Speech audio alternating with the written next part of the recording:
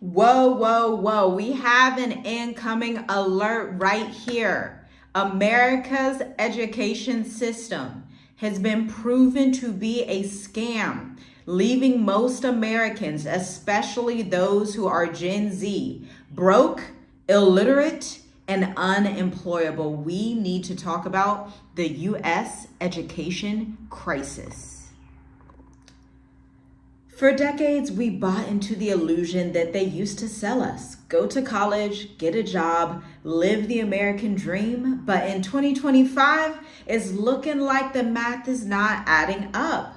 The equation now looks like go to college, take on 50K plus in debt, and then graduate into underemployment, okay? I've been seeing some really strange videos. They're all over TikTok, they're all over YouTube, of both millennials and Gen Z, even people who are fellow marketing specialists, okay? This is hitting marketing and sales hard. This is hitting education hard. Nursing homes, doctors, nurses, every type of person in the workforce is now under a type of crisis because the American education system has failed them from the root, from the ground up. And we are going to really do a deep dive. But here's the foundation of the actual education crisis scam that is happening in America. Listen, this is more than an economic inconvenience. This is a generational trap.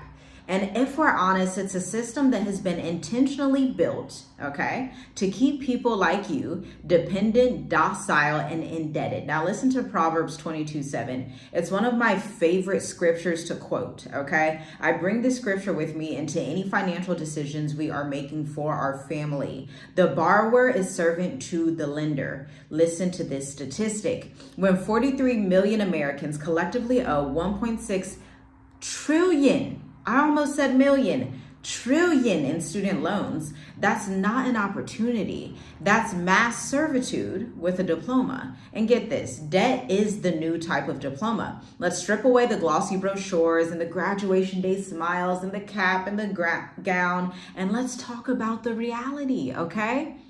The average student loan debt for a bachelor's degree in America is $33,000 to $50,000. The average student loan debt on top of that for your master's degree is $62,000 plus. And then we have to tie in the interest rates. Interest rates are often higher than mortgages for first-time buyers, meaning your repayment time is going to end up being 10 to 20 years. By the time you pay off that student loan, you're going to be in your mid-50s, possibly 60s and 70s, still struggling to pay this off, okay? Even when your children start college, you're still paying on those student loans. And anybody that's actually an entrepreneur, knows a little bit about finance and investing, you would never sign a terms and agreement sheet like that. You would never put yourself in that much debt. But children, young adults do it all the time because they've been sold this idea of the new American dream. Everyone needs to have these degrees, no matter what it's in. I also saw another video. There was a sister, and I felt so bad for her. She studied, not neuroscience. She was in a different type of science, but it was more so like environmental science. Mind you, the EPA has been shut down, the Environmental Protections Agency in America, where they used to have all that funding for science projects. She is PhD level, and she was saying, hey, I make about the same as a manager at McDonald's makes. Mic drop. That's an issue. And listen, I feel like you should probably hit the like button on this video because this topic, I know it's cringy for some people. I know it's like, oh, we don't want to talk about what's really happening, but we have to be real about this American collapse, this crisis, because the education system is a part of the total collapse of America. And, you know, they scammed a lot of people. They did, let's be honest. The marketing was really good. The propaganda was really good. The wordplay, the contracts, you know, you always see it in the media, your cap, your gown, your degree. And yet these people are only making $30 to $40 an hour, if that, and they still have to pay down that interest. And you know what else I realized? This is literally banking disguised as career momentum. Yes, Banking institutions. This is helping the banks. When your student or your child turns 18, 19, 20, and they speak to the career counselors and they're like, yeah, just get that bachelor's in arts and culture and, whatever degree that may not be effective for paying them. This is institutional banking. It's not about career movement. It's about, let's get these banks the funding they need. Let's get these people the money they need. But the students who actually go there, will they get a return on their investment? Who actually knows? Who knows? And they're going to end up stressed and in loads of debt. And then, as if that wasn't enough, the irony is that many of these graduates end up in jobs not requiring a degree at all. Hello. How do these graduates, bachelor's, master's educated, oftentimes now I'm seeing it more often with PhD level, they are ending up with jobs that they did not need a degree for in the first place, or they're having to merge and switch career fields, and they're not even in the field that they had taken on all of that debt in. Or worse, the jobs don't pay enough to cover the debt that they incurred to get them, which is very typical for what we have in America right now. Now, there's also a phase of this educational crisis that I believe is even more pertinent than the debt issue. And so I was thinking about this today and talking about it with my husband, and this is why we as a family homeschool, okay? We do not play about education. We do not play about literacy and writing abilities. As you can tell, we do not play about speaking abilities either. These things are super, super important, okay? Because these statistics I'm about to share with you, check out the sources in the description, because these statistics are scary, to be quite honest with you. My heart honestly hurts for children that are in America, because the illiteracy and the age of information, this is a pandemic, okay? This is literally like, why on earth are there such high illiteracy rates? But let's get into it. We're gonna do the deep dive. As if debt was not the only issue, that would be bad enough. But here's the other shoe dropping. America's illiteracy crisis is accelerating. Get this, 28% of US adults score at or below level 1 literacy, meaning they can only handle simple sentence comprehension. Around 15 million are functionally illiterate. They can't read well enough to follow written instructions, balance a checkbook, or fill out a job application effectively. I was telling you about all those TikToks I would see. People like, hey, I can't find work. I don't know what to do. I can't find work. And I couldn't help but think, how are these people passing school, but they can't fill out job applications? They don't have the negotiation skills. And it's like, what are people really learning, right? There is a point where it's like, you can create your portfolio and become a freelancer and teach yourself and make more money being able to negotiate your contracts and master sales and marketing on your own. There is a point to where it's like, great, you may love science. That's what the previous TikToker was talking about. She said she loved science so much as a child, she wanted to get her PhD in it.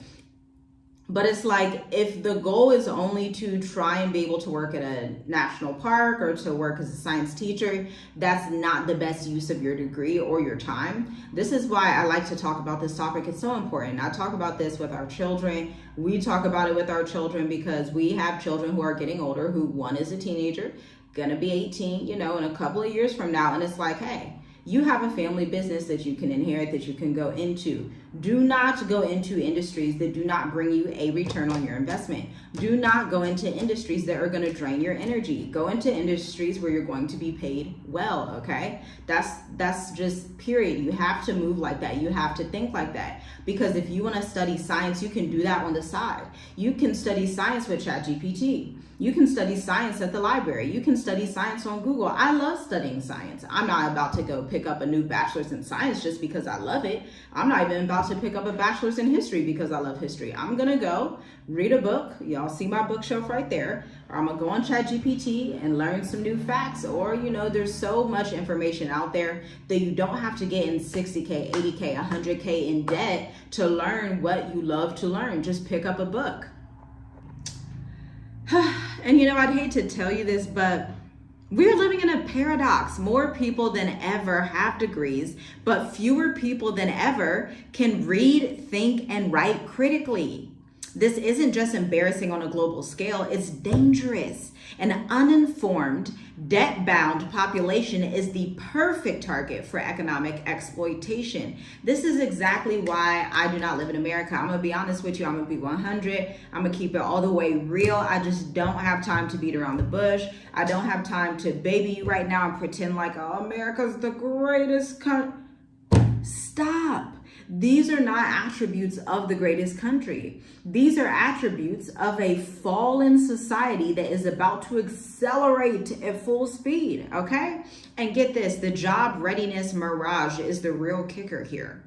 Even for those who make it through the debt and literacy maze, the job market is not what they promised. Underemployment rates for recent grads. These statistics, I'm like, oh, when I was putting this research together, it was just like, because again, what triggered it was the TikToks I've been watching, and I'm like, okay, there's something deeper going on here when we have this amount of people, just from a statistical standpoint. If anybody took statistics in college, okay, that was one of my favorite classes. I don't love math, but I like statistics and probability, because this should not be happening. And I want you to leave a comment down below and let me know why you think this is happening. But I'm gonna go ahead and tell you this statistic.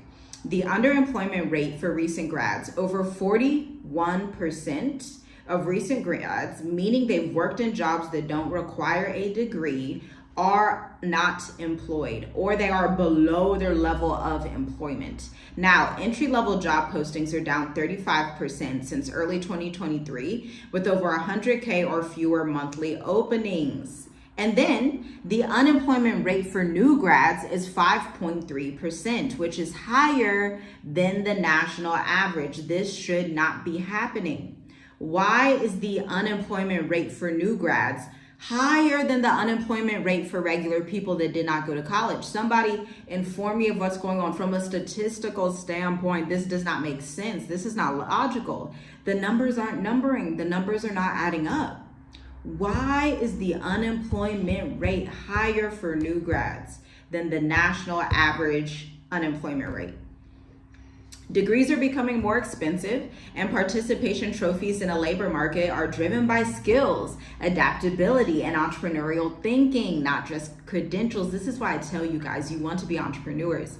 I'm telling you, if you feel like you're not an entrepreneur, it does not matter. Become an entrepreneur. Figure out how to do it. Read some books. I have a whole list of books that I love reading on business and economics and sales and marketing and all the things, even psychology. I love human psychology. That was my major in college. I love psychology. And listen, you have to think like an entrepreneur, and the rest of the world knows this. You come to Southern Africa, you come to West Africa, you go to North Africa, you go to the Middle East. It doesn't matter. You go to Thailand, you go to Philippines, you go anywhere else in the world that's not America. Europe is somewhat like this. It's not as much. But if you're in the global South, people know that there's not jobs available, so they are more entrepreneurial.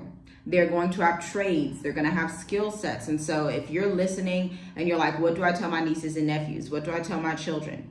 They need to be electricians, plumbers, or they need to be really, really good at communications and writing, but from an entrepreneurial standpoint. If they love the arts, they love dancing, from an entrepreneurial standpoint, not from a job standpoint. They need to be able to package their expertise and negotiate effectively. You know, I was thinking I probably need to put out a negotiations course, because I'm realizing people do not know how to negotiate. I have no idea why. I have no idea why people spend $60,000, $80,000 on bachelor's degrees, but nobody taught them how to negotiate in the workplace. Nobody taught them how to negotiate their contracts in business. They need to have a take it or leave it approach, but that confidence can only come across when you know you are excellent at what you do. So that means you need to be excellent at what you do. You need to be skilled. You need to, if you are under the sound of my voice and nobody has told you this before, this was a quote that went around in my house all the time as a child. Education is the key out of poverty. I've never been in poverty. My parents have never been in poverty because this quote was passed down. Everybody that was in my family, both sides, super, super big on education, okay? But you're starting to see that education in itself is not enough. And so I now have to acquire knowledge, which is still education, on how to go into business. This is why my husband and I study investing, we study finance, we study geopolitics, we watch global trends because we love education and we understand that in all things get an understanding, acquire knowledge that is going to help your family in the long run. Because the times that are coming to the US of A, child. But let's talk a little bit from a biblical standpoint. Bible finance meets modern debt culture. I'm going to be blunt with you here just so you know. The student loan system is anti-kingdom economics, period. Yah's financial system was always about freedom, multiplication, and proper stewardship. Freedom in Torah, debts were canceled every 7 years under the Torah law. Deuteronomy 15 verses 1 through 2. Multiplication, where we see this idea of multiplying the talents that you were graced and given with. Resources were meant to be invested for growth. This is why we're such huge investors. We invest in stocks, we invest in crypto, we invest in our businesses. We invest in our own mind through reading books. We invest in our children. Like, you have to invest. That is the way to be a proper steward of what you are given. Do not just wait. Do not take the lazy way out. Do not just say, well, I don't know. It's just too hard. Like, it's not too hard. We're in the age of information. It's really simple. Just grab a book. You have Google. Just use your time wisely. When the education system leaves borrowers in chains, then it's no longer just there to survive. This is about bad policy and a violation of spiritual principles. They are getting over on you and have been getting over on you for years. But why does this scam persist? So nobody's changed this. The system hasn't changed. But, President Donald Trump did defund the Department of Education. Don't know if that helps. I'm not sure. I don't know what solution, in America, it seems like everything's just coming to such a head with the debt, with all the issues. It's like, I don't even know what the solution would be, if they could even come up with a solution, right? Because these loans, these college tuition rates, they make the inflation crazy every single year because they can make it appear affordable on paper, and then they collect those interest rates for decades. There's no year of freedom like there was in Torah. There's no 7th year. We're done with that. Those student loan debts, no, that's going to follow you the rest of your life to your grave, okay? Corporations also get a steady stream of income and a supply of job applicants who will tolerate low pay. This is why they don't teach you entrepreneurship in school. They know that you are desperate to meet your loan repayment terms. In other words, the system is working perfectly for the people who run it. Remember Proverbs 22:7, the borrower is slave to the lender. Literally, the borrower is slave. Never take out debt unless it is for an asset. Do not take out debt unless it is for an asset. The only types of degrees that you should really be investing in is law, nursing, possibly if you want to go that route. And that's about it, because there are boot camps, there are courses, there are trainings. You can pick up a trade, pick up a skill for way less and make more money quicker. This is why a lot of people who have their bachelor's, their master's, their PhD, they're so frustrated, and I so empathize with them because they did get scammed. They got. Like, it's really bad when you have that much knowledge and you have this degree, but you can't even get a job, and they're wanting to employ somebody without a degree over you because they're more skilled in that area. And so it's like, what did you just do all of those years, right? And so this is the entrepreneurial exit. This is good news for those of you who want to be freelancers, who want to be consultants, who want to run your own firms. You are not required to play in this rigged game. I figured that out very young. My husband and I figured that out very young and said, you know what? This game, we not, y'all not about to get us, tell you that. Proverbs 22:29 says, do you see a man skilled in his work? He will stand before kings. He will not stand before obscure men. An obscure man is somebody that's basically mediocre. They're just a generalist. They don't have a lot going on. They don't have a specific niche. They don't have any targeted thing that they really know. They're obscure. They're like, They're just kind of regular, right? And the scriptures isn't saying that to be condescending, but it's letting you know Proverbs is a wisdom book if you want to acquire wealth, if you want to receive the blessing that was given to Abraham, Isaac, and Jacob, if you want to talk about finance and you want to be a good steward and you want to leave an inheritance for your children's children, you are like, I don't want to be a lazy servant. I don't want to be lazy with what I've been given. I want to be a good steward. I want to work, and I want to work smarter, not necessarily harder. Then your skill is going to set you in high places and set you before kings. I can attest to this. There are contracts and rooms that there are people with their MBAs in marketing that they don't have access to, because the theory is not enough. You have to have that actual skill set and the confidence to execute on that skill set. It's not enough to say, well, I got this paper degree. They're like, yeah, that's great. We have 5,000 people over here who have the paper degree. Who is more entrepreneurial? Who is going to come in and execute without questions? Who is going to take what we say to do and build out workflows that make us 50 times what we had before? This is what companies are looking for. This is what the community doesn't like to talk about. We think it's weird when we're like, oh, you got to prove that you're going to be valuable to the company, but also empathize with these companies. America is in an economic crisis. These companies cannot afford to hire mediocre people, period. I'm sorry to tell you, they can't afford to do that. It doesn't make sense. You have to think, they have a boss. The CEO has a boss. The banking institutions themselves have a boss. Everybody's in debt to somebody else. And so it's like, if their people above them are saying, hey, we got to do these cuts, it's not really working, and their hiring manager is telling them above the hiring manager, don't hire people that have X, Y, and Z traits. We're having some issues with these people because they're just sitting on the job doing nothing, right? When they see a contractor, a freelancer will come in and have a totally different attitude, because a freelancer's mindset as a business owner, an entrepreneur, a consultant, they're coming in saying, hey, I own my work. I'm accountable for my work. Not only that, but I actually have a documented process for you to follow. You don't have to start brand new. Or if your process at your company has not been working, we can follow mine and see which one works best. Let's A/B test to see what works best for you. That's an undeniable offer. That's an unfair advantage for those who can communicate that in the marketplace. Again, the marketplace rewards value, and value comes from skills, coding, copywriting, design, sales, investing, not just diplomas. Now, I want you to also leverage low-cost learning. We live in a time where you can get internet connection, and a couple hundred, maybe $1,000, $2,000 will get you a good consulting course. You can take multiple courses. I've taken a multitude of courses. When I tell you I love learning, I just don't go in debt to learn. I read books. I take courses from people who are ahead of me, and I always read. It's really simple. Just always read. It's a low startup cost, you know. What's better? Pay $2,000 for a course, $3,000 for a business mentorship where you're going to learn sales and marketing and learn your content creation, learn data analytics, copywriting, how to A/B test, how to do split tests with your retention marketing campaigns, or get 60, 80K in debt with no clear ROI or path to a career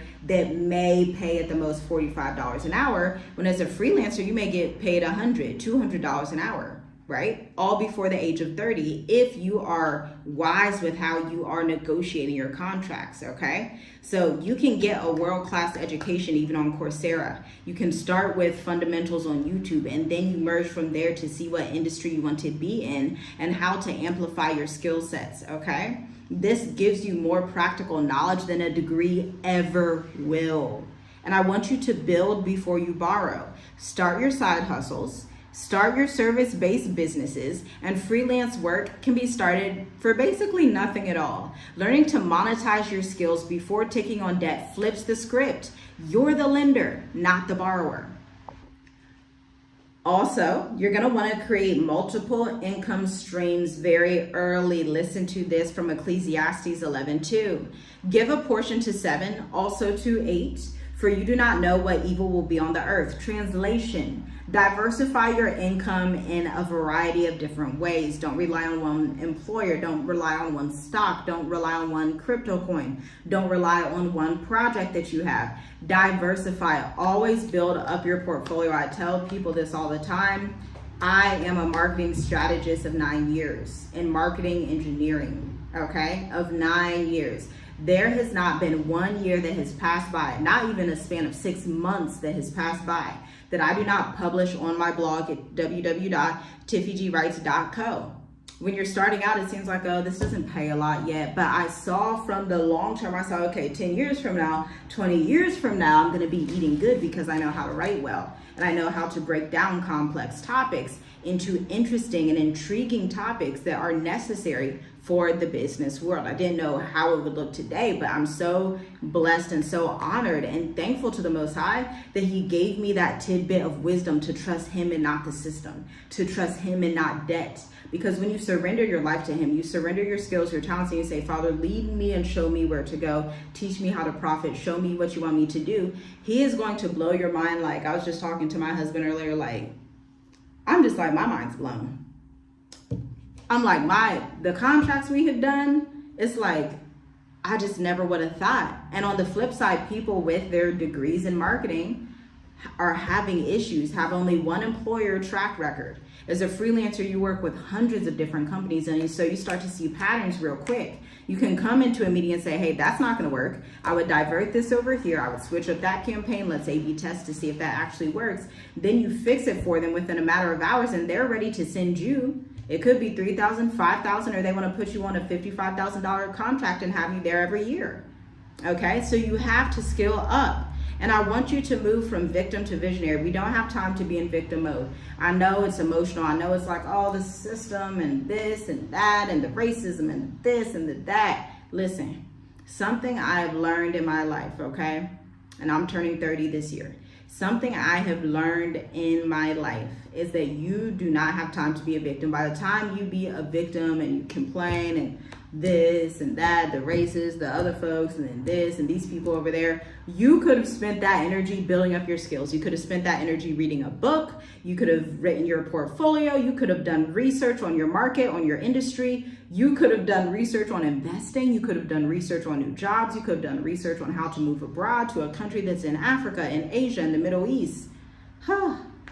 Use your time wisely. Your time is the best investment you have. Your energy is the best investment you have. Do not squander your energy on being a victim. I need you to go from victim to visionary. You are victorious. If you are listening to this and you have student debt, this is a reality check for you. Yes, you were sold a scam, but no, you are not doomed to stay in it. I promise you, you don't have to stay in it. Your debt may be an anchor. I don't care how much it is, but anchors can be lifted. And you have the ability to upskill into a skill that's in demand. In under 12 months, you can totally change your life. Launch a micro business that funds your lifestyle, pay off your debt, and start to invest simultaneously. You have to make it happen. Build assets while others are building resumes no one's reading. Oh, guys, easily the most valuable asset from my perspective and from my worldview, the most valuable asset, I was telling my son this, is writing and communications. Easily, and your ability to read, high literacy rates, because it is scary that people are having job applications and they cannot adequately fill out the applications because of lack of reading comprehension. This should be scary. Somebody should be sounding the alarm. There should be sirens going off. Somebody should, like, that is bad. But listen, I was telling my husband this earlier, y'all, listen. Remember, in the slave days, they did not want the slaves to read. You have to understand, literacy is kind of, this widespread literacy is new in the world and new in America. You have power over a people that do not know how to read. So of course, Donald Trump, like, forget that. Department of Education, where? We don't need them people to know how to read. What do they need to know how to read for? What? That if you don't know how to read, if you cannot adequately answer a question, if you do not have the social emotional skills, if you cannot guarantee results, if you do not know how to articulate yourself in an environment where you are negotiating your contract, if you do not see getting a job as a contract negotiation in the first place, if you cannot appeal to the human buyer psychology, everything else is in vain. I'm telling you, because when you do your trigonometries and your geometries, you're not using that in the real world. When you go through all these scientific studies and you look at Pluto and Mars and what they got going on Venus and all this, the 39th star that's to the left side, that is not applicable to the real world. The real world, the earth, globally, rewards people who communicate well, can show up confident, and can effectively articulate the value they provide to the marketplace undeniably. If there is room for doubt in what you do, they're not going to hire you. They're not going to want you. And I'm sorry to tell you that, okay? But that's not the end of the world. I'm telling you, pick up a book. Books are going to make you more confident. You know, you just get a level of just prestige when you just read a book, okay? Because most of these people out here, they are on technology all day, every day. It's literally a luxury to be someone that reads a book. It's so crazy. It's so weird. Like if you sit at a coffee shop and you're just sitting there reading a book and everybody else is on their phone, you automatically go up a level in everybody's head because it's like, oh, you over there reading a book? What book you reading? Oh, you just read for leisure? Oh, you're reading a real estate book for leisure, right? That's a totally different type of person. You have to understand that you have to brand yourself a certain way, okay? You have to make yourself attractive to the workplace, to the marketplace, wherever you are, okay? And I'm gonna give you a short practical transition plan if you really wanna get this started in the next 12 months or less, okay? If you are ready to go from broke graduate to kingdom-minded entrepreneur, months 1 and 2, I want you to audit your debt, your expenses, and your skills. Choose one high-value skill to monetize: sales, marketing, code, consulting. Don't look at anything else. If you are a doctor, open your own practice, okay? If you are a nurse, search in the industry and see what you can do with telemarketing, telehealth. See what you can do online and pick up a multitude of contracts. See if you can get a medical courier contract or something like that, okay? But you want to be more entrepreneurial. You want to be also, if you're in medical and healthcare, you can be the middleman for some of these contracts. That's what you want to do. You want to be the entrepreneur, the business owner, the person that connects the people to what they need, okay?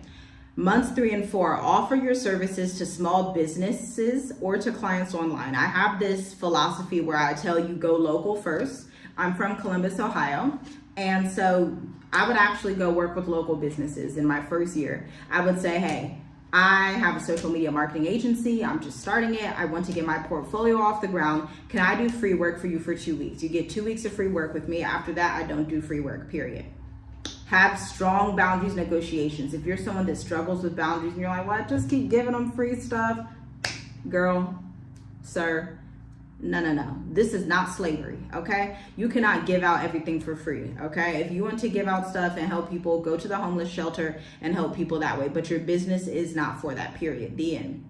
Use free platforms to build your portfolio. Months 5 and 6, you can use medium.com. They're going to be the best one if you're a writer. I'm going to have to do a deep dive if you guys want me to go further into that. I'm a writer, so I just think from like a writing standpoint. Months 7 and 9, build your content presence, LinkedIn and YouTube. Right now, honestly, to be totally honest with you, LinkedIn and YouTube are taking off. This is the data we're seeing in our firm. LinkedIn and YouTube are taking off. I use Instagram as a portfolio page. It's always there. I'm always consistent on it. I have my social media coordinator and my graphics person on there. Super important from a portfolio perspective. We would historically sign loads of clients from Instagram, but we are also seeing a transition where clients on LinkedIn are like, they just find this, right?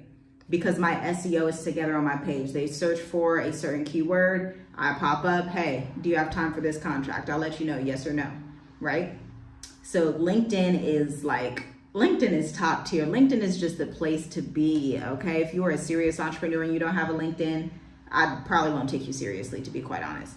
And then months 10 and 12, I want you to go ahead, set up your LLC or business structure and begin investing your profits into low-cost index funds, real estate partnerships, or business expansion. And by the end of the year, August 2026, you may not be completely debt-free yet, but you are well on your way from operating from power and not panic. And here's my final word to you. The American education machine was never designed to make you free, but kingdom principles were. The principles that are ancient, that are in the Bible, are going to take you to where you need to be.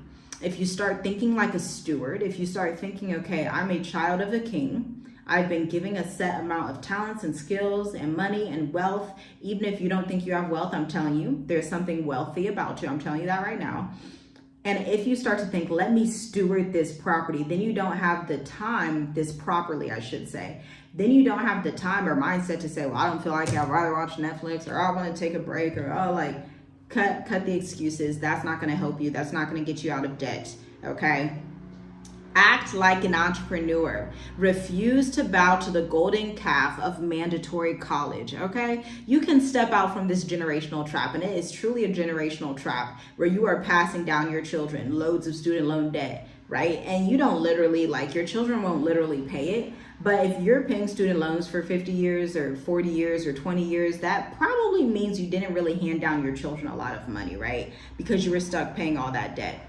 Listen. You can step out, and when you do, you won't just improve your own life, but you will be modeling for your children, your community, and the nations what it looks like to serve Yah when people refuse to be servants to the lender. Remember, you are designed to be a borrower, you are designed to be not a borrower. You are designed to be free. Understand that borrowing is not going to help you. You are designed to be a lender and not a borrower, the head and not the tail. This is your heavenly mandate, your heavenly designation. Believe it, trust it, surrender your life to the Most High, and He will show you what you need to do.